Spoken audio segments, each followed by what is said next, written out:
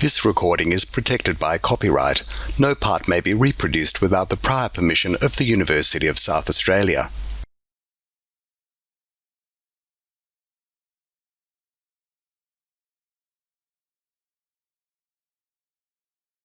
Good evening. My name is Jacinta Thompson and I'm the Executive Director and Events and Exhibitions Producer of the Bob Hawke Prime Ministerial Centre.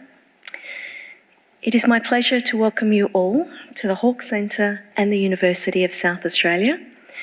In doing so, I take this opportunity to acknowledge that the University of South Australia is on the traditional country of the Kaurna people of the Adelaide Plains.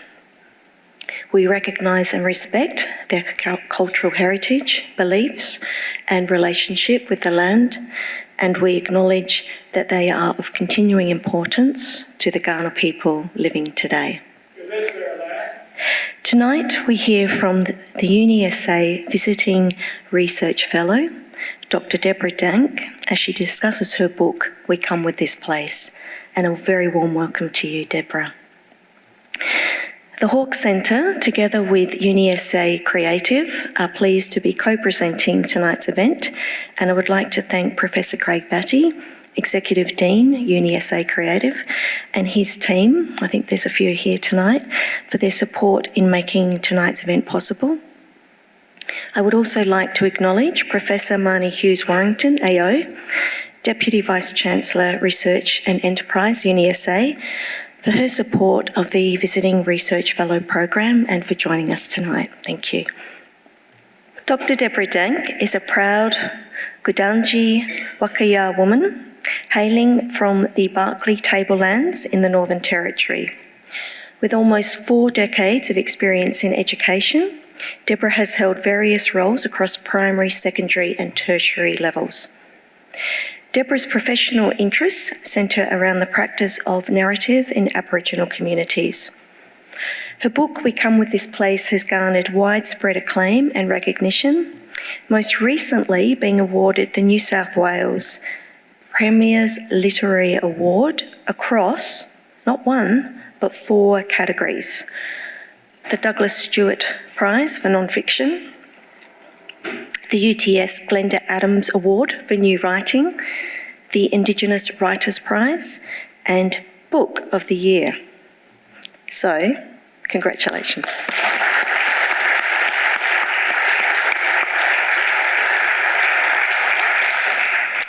Debra will present a reading from her book, and this will be followed by an in-conversation with Associate Professor Sue Joseph. So please, a very warm welcome to Debra Dank. Thank you. Thank you, Jacinta. Thank you so much for coming out tonight on this not-so-dry night, but kind of almost appropriate, yeah? Dank. I'd also like to add my acknowledgement of where we are locating ourselves tonight and offer my respect to the Kaurna mob and thank them sincerely for the hospitality that they are offering. So I shall read. Meeting. Before I read, the man that I'm going to talk about meeting is watching tonight, and it's a good thing that he's not here because he'd be embarrassed. Hi, Rick. Meeting. We met during the term break of the final semester of my teacher education study, saw each other and decided we needed to be together, that we would marry nearly as quickly as that, and though he took 3 dates across a week to ask the question, the asking was almost an exercise in convention, because there was no doubt about what my answer would be. Our eyes connected across a smoke-filled room, and we didn't feel any of the cliched cynicism in that. Just an immense relief that it had happened, that we were both there in that wonderful moment together. It was the 1980s and we were at a disco. All the cool kids smoked. We didn't, but we weren't terribly bothered about being cool. Since then, I've forever thought our meeting was always going to be, and I am glad I didn't have to wait longer than the 21 years I already had. We knew we would struggle with the same hardships and worries that all people do as they start building a partnership, but we were convinced that those who said it wouldn't last were wrong, and we were stubbornly determined to prove it. We agreed on a non-verbal prenup, no credit card, no divorce, and no violence. We've achieved two, but fell at a hurdle about 2 years into our marriage. We had to get the credit card. Before debit cards came along, it seemed to be a thing when checking into accommodation while travelling, and we've done a lot of that. He was a surfer from the Gold Coast, and I was from Camberwell. Kind of. I couldn't tell one end of a surfboard from the other, and was sure that water was only for drinking, to sustain life. Whereas he'd been raised in this other kind of wet stuff that was salty and undrinkable.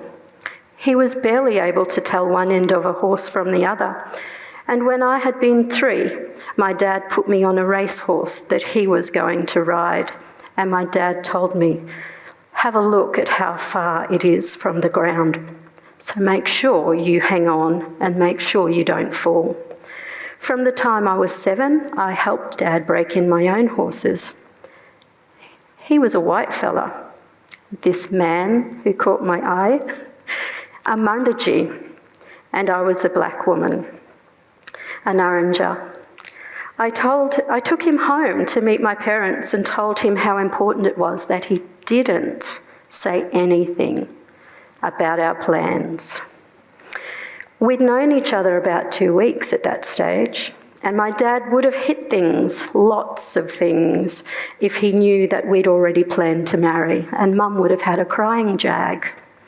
There were too many complications. We needed time to fix things, to make him part of the family first, so dinner seemed to be a good step.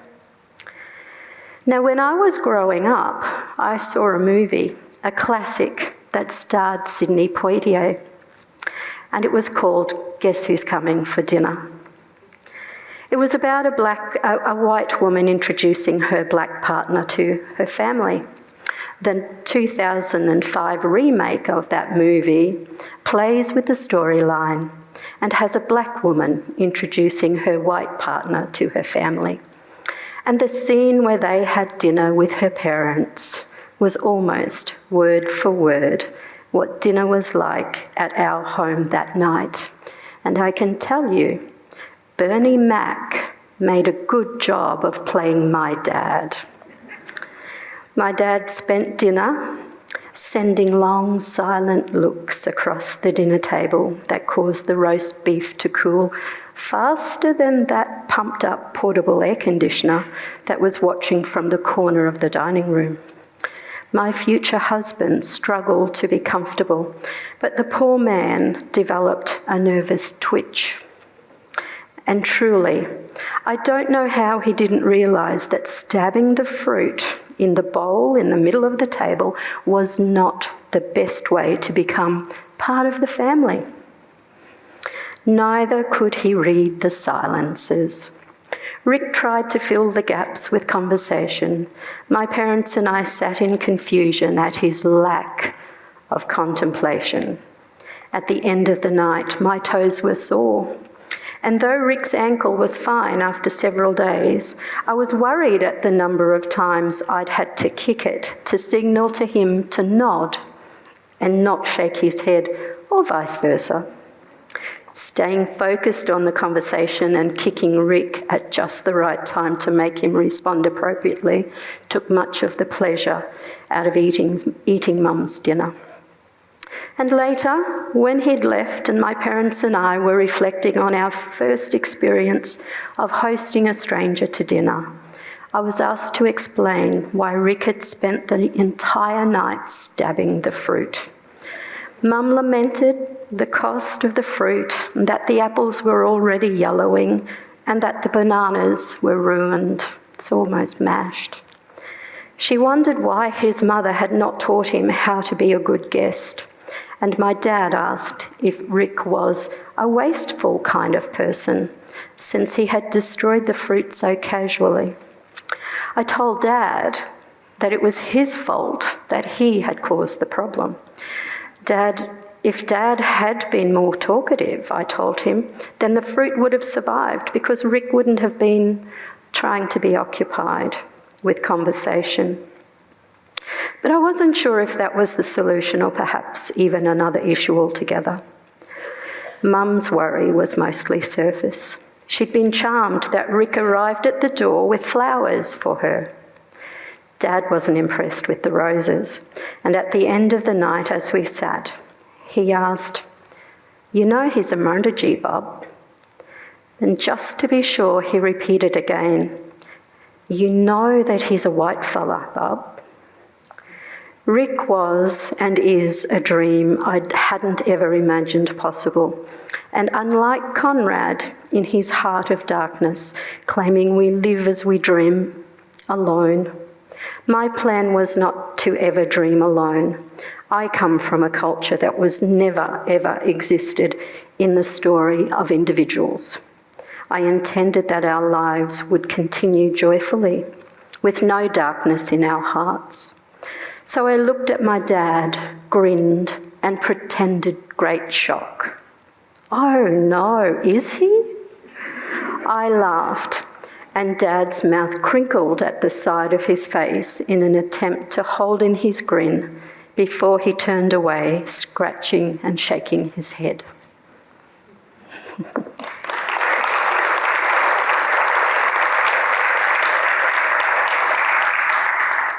Thank you. I might read, how am I doing for time?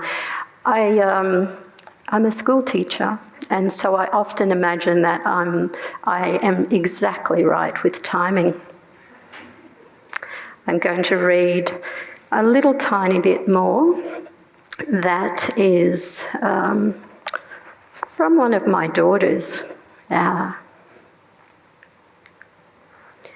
Mimi knew about this crocodile business because she used to hunt them in a dugout canoe when the white people were still new to our place. She knew about the crocodiles and where they sat. When I was little, I sat with her and she told me. When I was grown, I worked at a crocodile farm and I was out gathering crocodile eggs in a swamp not so far from Darwin, just a short helicopter ride away. I'm not as tall as many Gudanji or Wakaja women, so when I walked through the water, it was above my waist. I brought the air into my body to know this place and started to talk some more. I silently called to my old people and to the old people of this swampy area. I told them all who I was and why I was here. I asked that they help me be respectful in this place. And I asked that the crocodiles walked with me too. Soon I caught a thread of something, not a taste or touch or even a glimpse, neither smell nor sound, just a tiny fleeting thread of something. And I knew I was not here alone. I listened more carefully with everything I am. As I continued to wade through the water, which was muddy because the female crocodiles had been building nests, my eyes watched for movement that hadn't been caused by my cautious steps, or the steps of my two colleagues behind me. That strange sense of not being alone stayed with me.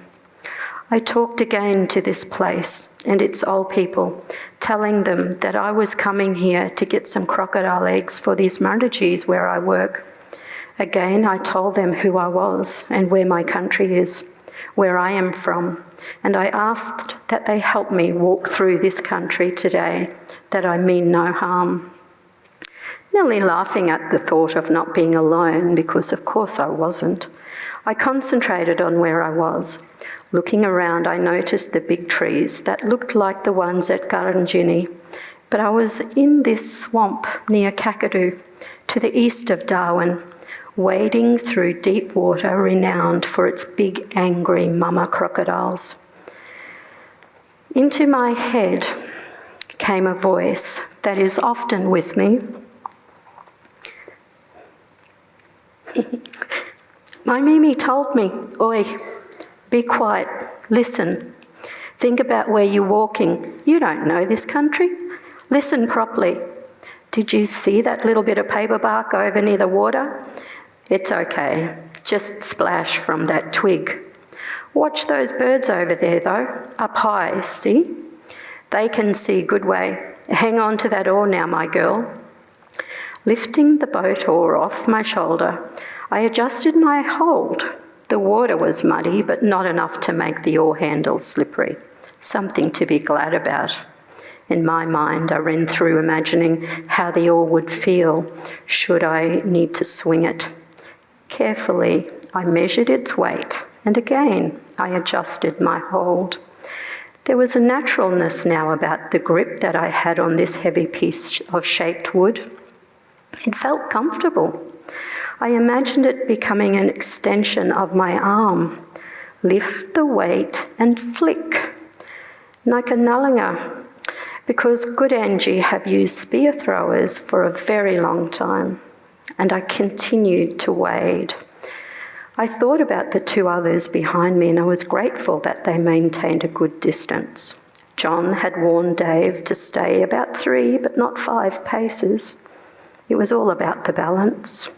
Balance was good. Slowly, we walked. Mimi asked again, "Did you see that bubble over there by that big tree? Watch that bubble, good girl. Keep your eye on that little bit of water jumping near that black stump.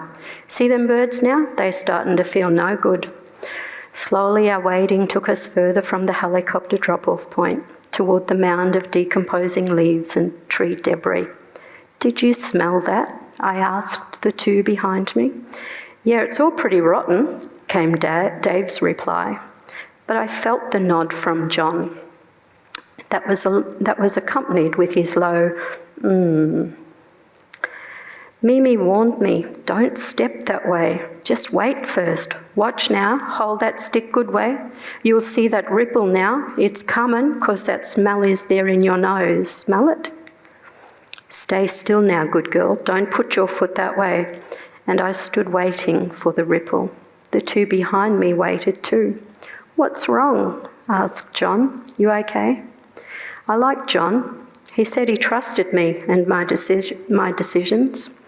He told me he had been doing this for a long time, long enough to know that instincts were the things that got you out of this place alive. He also knew where my mob came from, knew that I had been taught deep-seated ancient ways of knowing that came from long living with crocodiles. John knew my uncle, and he called my family the salt of the earth. I didn't move, just tipped my head so he knew I was watching. I was watching something that wasn't quite there to be watched. "I don't think we should go this way," I breathed back to him. "We need to go around." Mimi told me, "Good girl, yeah, that's right. Go that another way, but watch for that ripple first. It's going to come soon. Get ready to hit that water. Watch first, watch now." "What's the hold up?" said Dave. And he missed the first ripple that barely registered on the surface of the water. And anyway, if you didn't know where to look and weren't looking for the bubble, and if you didn't see the water barely jumping by the stump, the ripple was nowhere to be seen. I stepped back a pace, pushed the oar into the water, gauging the lay of the swamp floor. And when I was satisfied that the ground where we stood was relatively flat, I motioned John to come a little closer. "I'm going to hit the water now." John pulled his oar from his shoulder and adjusted his stance. "Okay, I'm ready," he replied. And as the acrid smell of dead fish grew around me again, and as the birds shrieked when the last of them flew off to find a safer perch, I watched for the tiny ripple to make itself seen. When the page of paperbark let loose its last grasp on its trunk, The ripple appeared, and the boat oar, now raised high above my head, came crashing down into the muddy surface of the swamp water. The ripple shattered, and the middle of a huge splash of water became the crocodile, which had been lying in the belly of the swamp.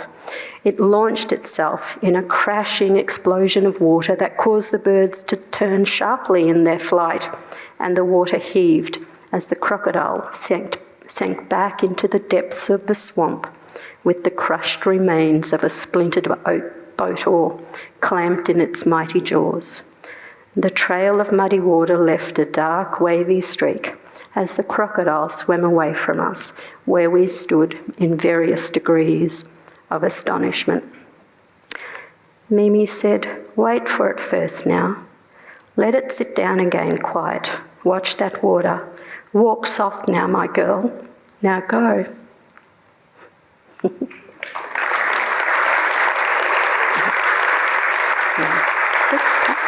How are you going? You all right? Yes, indeed. It really is an amazing opportunity to be here tonight, and I do appreciate the very fine support from UniSA, and that we get to talk about the book. It was amazing. I don't know about anybody else, but my heart is going. When I read that the first time, my heart was going. Hearing you read it,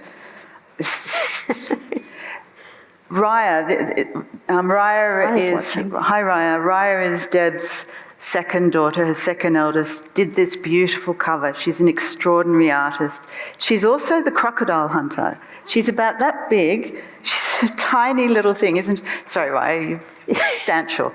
But she's...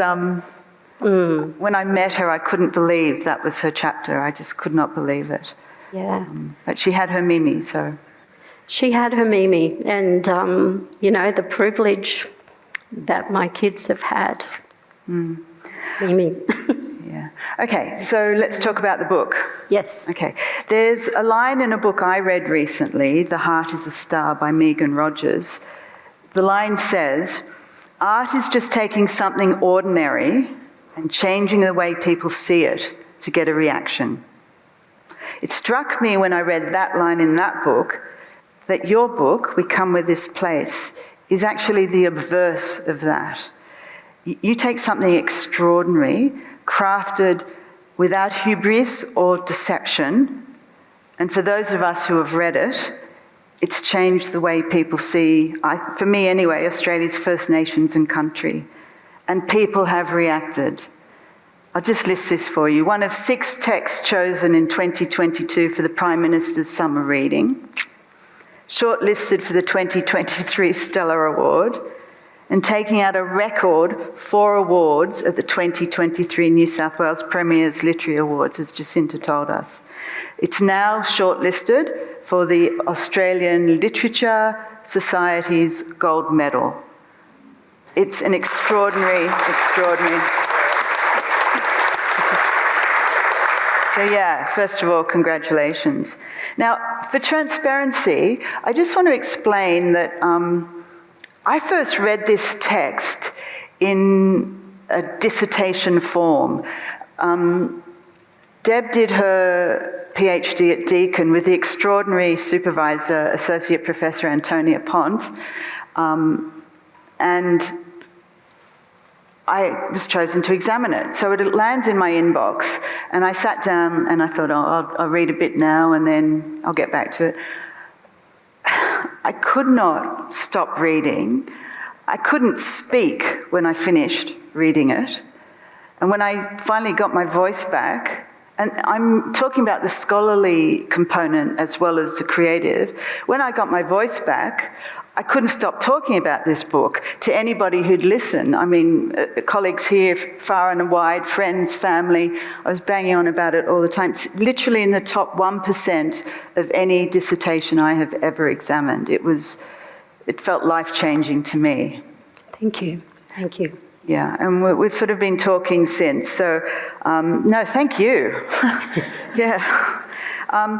So I get on to the questions now. You've often described this text as an unintended one. that you are not a reluctant author, but an accidental author. I've also heard you say that you did not write it alone. And I've heard you say that you genuinely do not think you even wrote it, that you listened it into being, that this book is all about listening. Can you explain to us what you mean by that? Considering the big rap I just gave you for the dissertation. Thanks, Sue. Thank you for that. I think, and I'm still trying to adjust myself to what the book has achieved, you see, the book, not my book, it's the book. Because I suppose where I grew up in really remote places, and we didn't have a lot of anything terribly much, but we had amazing family and amazing things happening constantly. And my mum was a reader, and we always had books. So my poor dad, who did not read, he did not write, he just was so patient around always being jabbed in the ribs with these books in our swag. So these stories just lived with us because I would engage with Western education as a correspondence kid, and then it only took me a little period of time to do a week's worth of work because I've always been a little bit, I love words and I love stories. And then I got to go with my dad and I got to hear a whole lot of other stories that required listening. And my dad was a great listener, and he was always encouraging us to listen. To know that we were not ever the most important people in the room, in the space. That if we listened well enough, that we could hear the stories that the country would choose to tell us and share with us. So I had this opportunity to do a PhD study, and as someone who's spent, almost 40 years in various classrooms, I've always been really cognizant of how important communicative functioning was, because we assume that it's about the words, but the words are only a tiny little bit of all of it. So, it did. I listened well enough because my dad was a very smart man and he taught me to listen. And this is Deb's dad here on the cover that Raya drew, this lyric. And I heard Deb say the other day, we were talking about her father, and she told me that she regards country as a huge library because of what her father taught her, which wasn't out of books, but the country is a huge library. Love that. Okay, in terms of professional identity, you've always been a scholar of deep theory, including semiotics and polyphony. Your PhD at Deakin was in narrative theory and semiotics. And I know from talking with you throughout these past months, the massive chatter about your creative work has seriously thrown you off kilter because people and the general public regard you as a creative writer now. Can you explain what that has felt like, identifying as a scholar and educator for most of your professional life, but then recognised as a creative writer? I'll tell you all a secret, but don't tell anyone else. It's not to leave the room.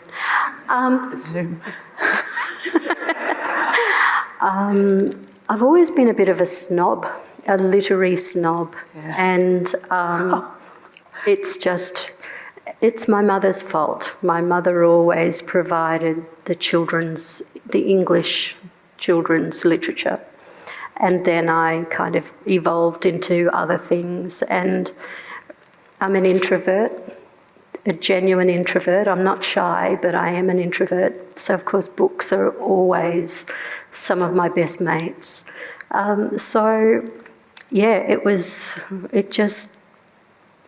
It's bizarre, but you see, the thing is, it's getting serious now. The thing is that now that this book has been shortlisted as... it won? It won stuff, wasn't just shortlisted. Oh, yeah, but now it's kind of like a real book now because it's been shortlisted with the gold medal of the Literature Society. So that's the one you're waiting for. Look, seriously, this book is just a collection of stories that have been lived and shared by ordinary people who have done amazing things. And, you know, the amazing things of getting up in the morning and dealing with whatever it is that needed to be dealt with. And as someone who has read, I think I was about 4 when my mother managed to teach me to read, I've always read really, really diligently trying to find where Aboriginal people existed in the literature. And I wasn't always successful in finding our mob. And so I saw people doing these amazing things. And I thought, I'm going to write it down. It needs to be written down. I want my kids, I have my son here tonight. I want my kids and my grandchildren to be able to find our stuff on a shelf. I was preparing all sorts of arguments to have the 3 of them read my PhD because I thought, nobody reads PhDs and we all should. But it turns out I don't need to blackmail my kids to have 3 readers. A few others are reading it.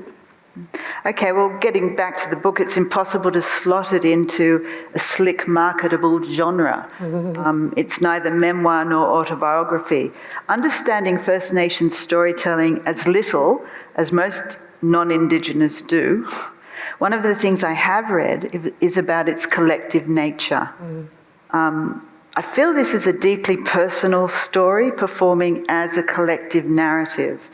And this is both its strength and power. Can you explain or comment on this collectiveness to us? Yeah, because you're right. It's generally marketed as a memoir, and I think it's so far from being a memoir. It confounds and confuses me.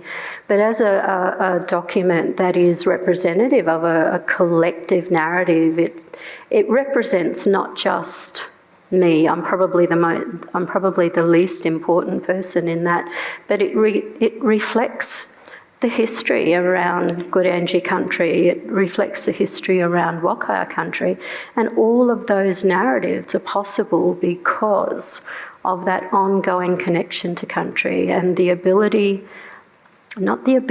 insistence of our elders that we do listen to country, that we pay attention. Because if we're not careful around the listening, then we can't then contribute to that collective nature of narrative as it exists. So indeed, it's so far away from a memoir, and it doesn't fit into a genre easily or comfortably, I think, because of the collective nature of it. There are voices that are representing stories told, from the clouds, from the wind, from ants, because they're all important parts of Gudanji community, and those stories that they share are also critically important to our ability to continue to live. Okay, now, I don't wish to distress you, of course you know that, but remembering your beautiful mum died when you submitted your master's, and your amazing dad just after you submitted your PhD, you write of mother loss, and this was incredible to me. Deb writes, I felt the unanesthetized and raw slashing of the cord that day, a soul-deep tearing wound. But you cannot write of losing your dad except this: it is too big. Now, when I read your book again in book form as opposed to thesis form, and there was hardly any difference, the editors did virtually nothing to it, it was just as it was, I was so aware this time that your dad was hand in hand with you throughout the entire text. He's almost a protagonist. How do you subsume the psychic pain of not only these losses, but the many significant family losses and family damage throughout your writing? life is a privilege, an absolute and utter privilege, and I don't mean that in any kind of naff way. It's a genuine privilege because too many of us don't get to live it. I think, I can't talk about my dad because it is too big, but yeah, I think he is the person who gave me my identity. My dad is Gudanji by blood. He is Wakaja according to ceremonies. My dad went through Wakaja ceremonies because his mum relocated to Dr Country escaping a massacre. My mum is Wakaja by blood, and my mum is also Kalkadoon by blood. But it was all of that time with my dad because, we had an amazing relationship. We were so alike, we could barely spend 5 minutes with each other without... but we always had each other's back. My dad was an amazing musician. He tried to teach me to play the guitar. After about 5 minutes, he said, "Bub, you stay with your books." It's all good. But he always had my back. And yeah, his life was pretty horrific compared to mine. But he had this amazing capacity to wake up in the morning and appreciate that he took a breath of fresh air. And it was the way it was. It was a gift. Okay. Well, you've completely gazumped the next question with your Rick reading because I was going to talk about that exact scene as well. But I can ask you this. You write humour as wondrously as you write pain. It seems simply intuitive. Most creative writers take years and years to hone these craft elements, the light and shade of writing. Can you explain the feeling of writing these so fluently and so quickly? Because you turned this out very quickly. I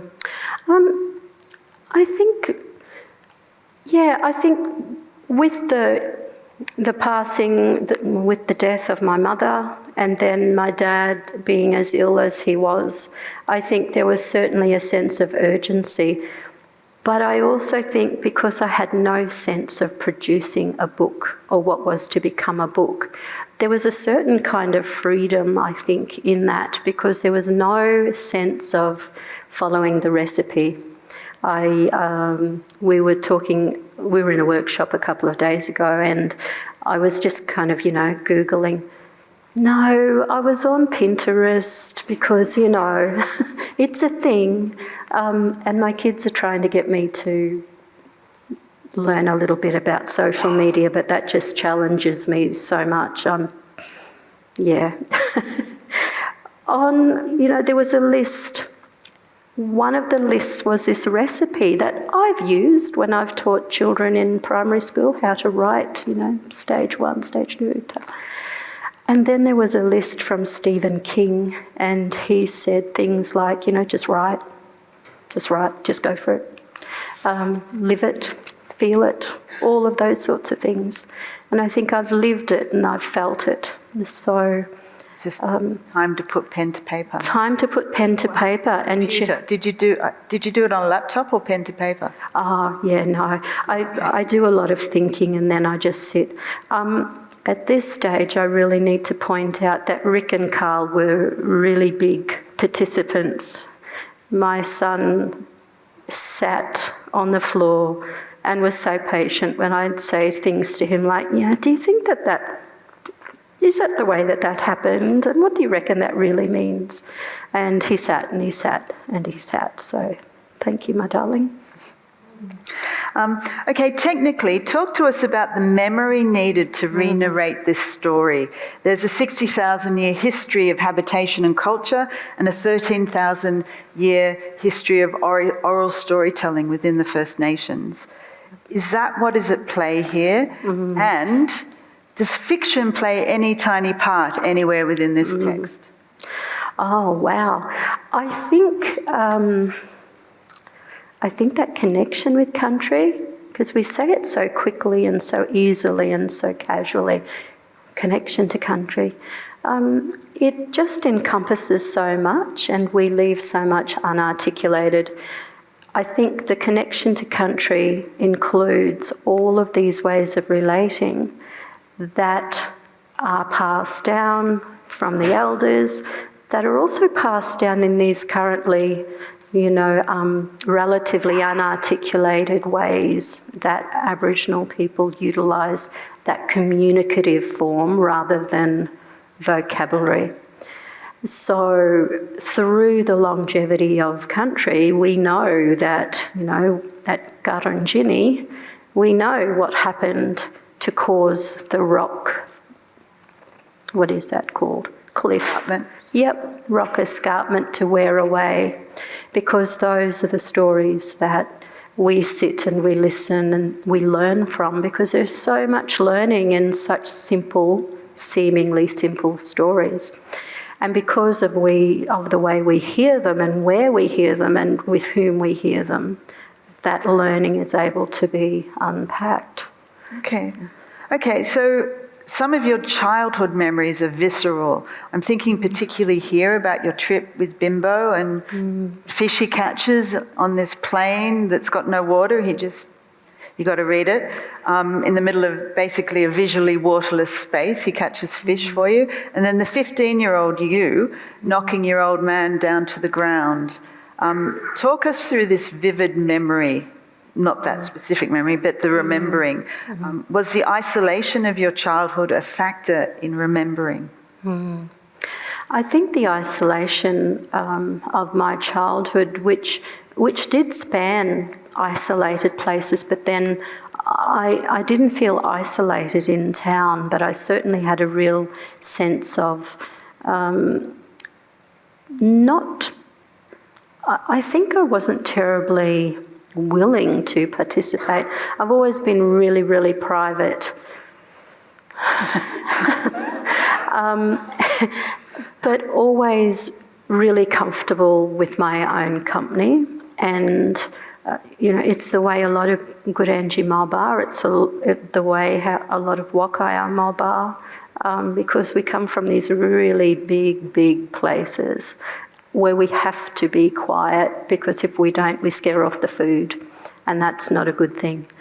But the isolation, I think, brings a particular ability to focus and be quite intentful around what's happening in that moment. So observation tends to be more intentful. We kind of off the subject, but absolutely connected to it. I worked with the Fred Hollows Foundation at some stage in the past, and Professor Hollows said that when he checked the eyesight of Aboriginal people in town and gave them glasses, when he went bush with those same people, they took the glasses off and they had better than 20/20 vision. And it goes back, I think, constantly to this relationship with country. And relationship is such a tiny word to describe all of this being and knowing that occurs when we are in the presence of country. So, yeah, isolation, I think, helps the focus. And to embed memories, I suppose. And the memory is just this cyclical thing that occurs as we're sitting with family and we participate in the same activities and the same acts that allow us to live on our country that our grandmother did, that her grandmother did, that grandmother before did. So we are simply layering constantly, and that memory is threaded through because of those shared experiences and knowledge framed within a particular countryscape. Reminds me of Raya's painting, handing down. Yeah. I say you grew on Wakaja Gudanji land. Your own kids are Gudanji on Gudanji Country on and off. Reading the final few sections of your book, you include a piece by each of your daughters and amazing stories of your son as a 5-year-old, then as a young man. Can you paint a picture in words for us now of what that was like, taking your own children back to country, and how important, imperative even this is for your family and other First Nations people? critically important. And, you know, my kids, like me, were very aware that we had the amazing privilege of having family and country to go to. My kids, you know, my eldest daughter, I love you, Teek. She's listening from Dubai. She came home from primary school one day and she said, I don't want to wear that. I want to wear something else. I want something else. And I thought, I'm not going to have my 13-year-old dictate to me what you're going to wear, honey. So we went bush. And the three of them will say that it was the very best time. We went bush particularly. We stayed out there for about 9 months. And we gave them a fishing line and said, welcome home. When you're hungry, the river's full of fish, but be careful of the crocodiles because they're after the fish as well. I did give them all a jar. Do you remember, Carl? I gave them all a jar of alfalfa sprouts. I'm a mum, you know, they have to eat their greens. So my kids got to spend time with their grandmothers in the place that they spent time with their grandmothers. And you know, if we ever have a wish, I think that's the only thing that we'd ever redo absolutely and utterly. It's just,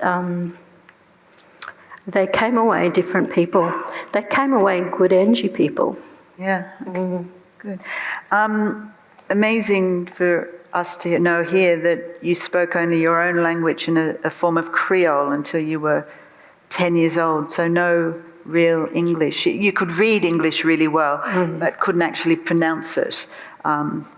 So I've heard you say some of your stories are not easily told in English or described in Western ways. You also talk about the binary of the English language compared to the matrices of your own language. An example is the word mankujba. Did I say it right? Perfectly. Okay. Or act of doing. It means thinking, seeing, feeling, believing, and knowing. Any of those things at any given time. One word.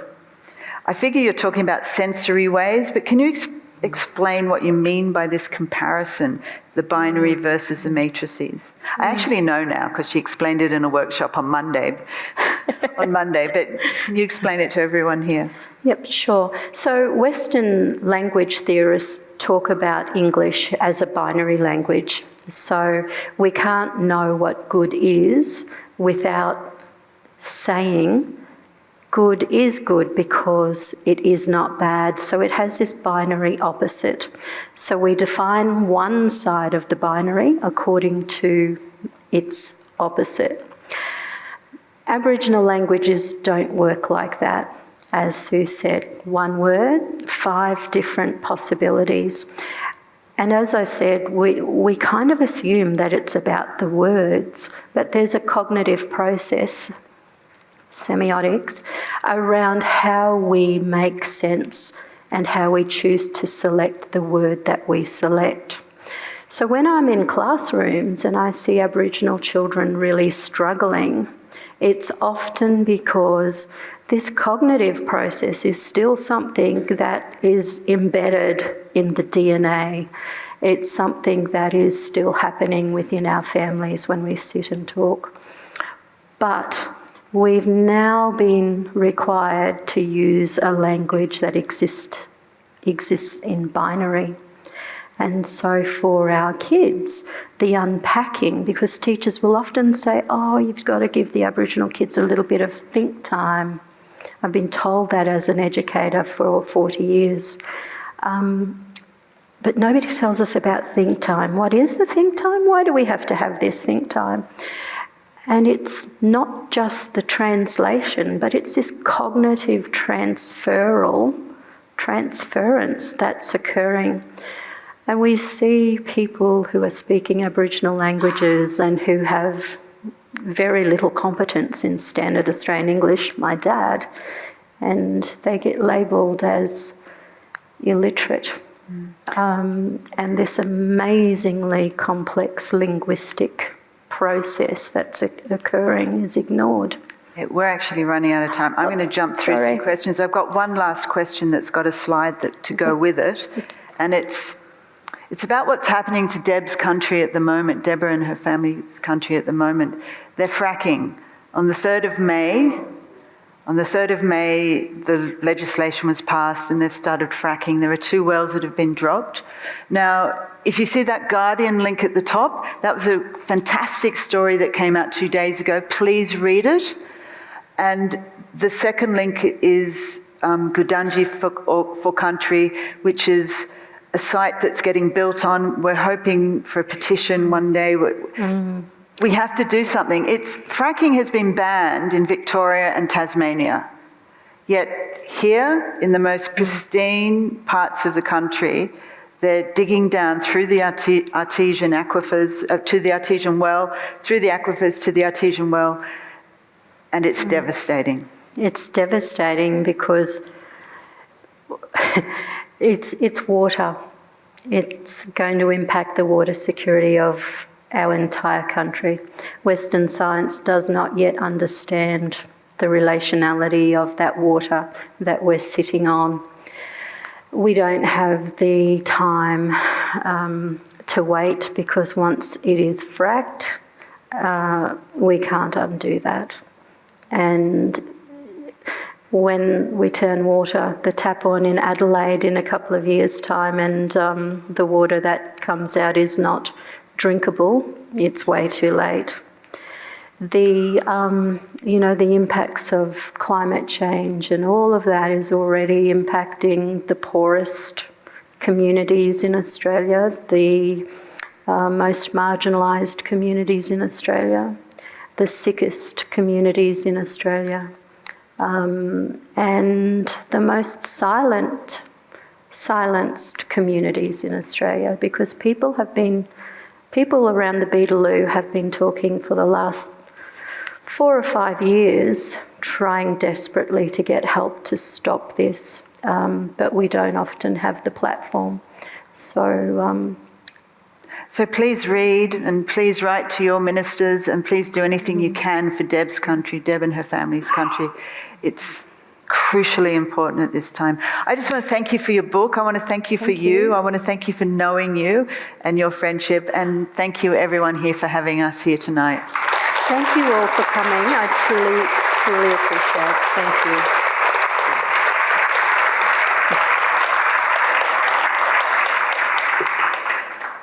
Just a few final words. So on behalf of UniSA Creative, thank you, Deborah. Thank you, Sue, for a really wonderful evening. And thank you, everyone, for coming out tonight as well.